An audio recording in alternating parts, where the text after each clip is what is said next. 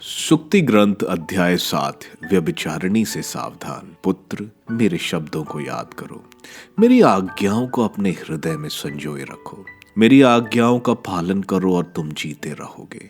आंख की पुतली की तरह मेरी शिक्षा को सुरक्षित रखो। उन्हें अपनी उंगलियों में बांध लो, उन्हें अपने हृदय के पटल पर अंकित करो। प्रज्ञा से यह कहो, तू मेरी बहन है। समझदारी को अपनी कुटुंबनी समझो।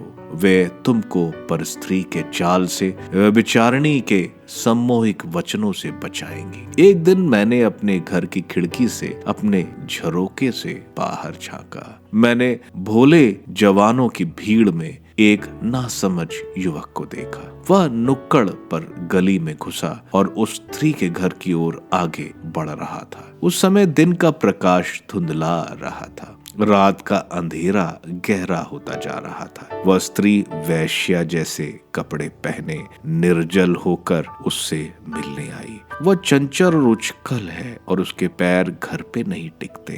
कभी गली में, कभी बाजार में, वह हर नुक्कड़ पर खात में रहती है। वह उस युवक से लिपट कर उसका चुंबन करती और निर्जलता से उससे यह कहती है, मैं शांति बलि चढ़ा चुकी हूँ, मैं अपनी मन्नतें पूरी कर चुकी हूँ, इसलिए मैं तुमसे भेंट करने बाहर निकली और तुम मुझे मिल गए।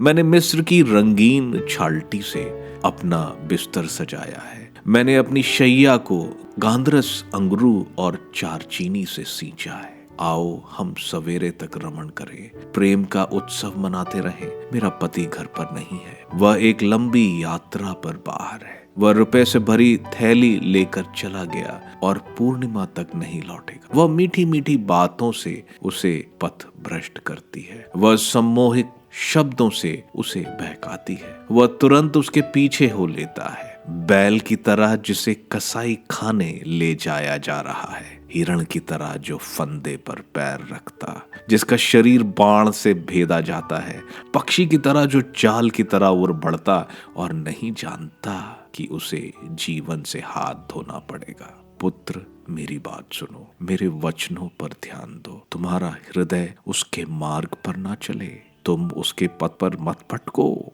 उसके कितने ही लोगों का पथ भ्रष्ट किया, उसने कितने ही लोगों का सर्वनाश किया। उसका घर अधोलोक का मार्ग है, वह मृत्यु के अंधकार में घर की ओर ले जाता है।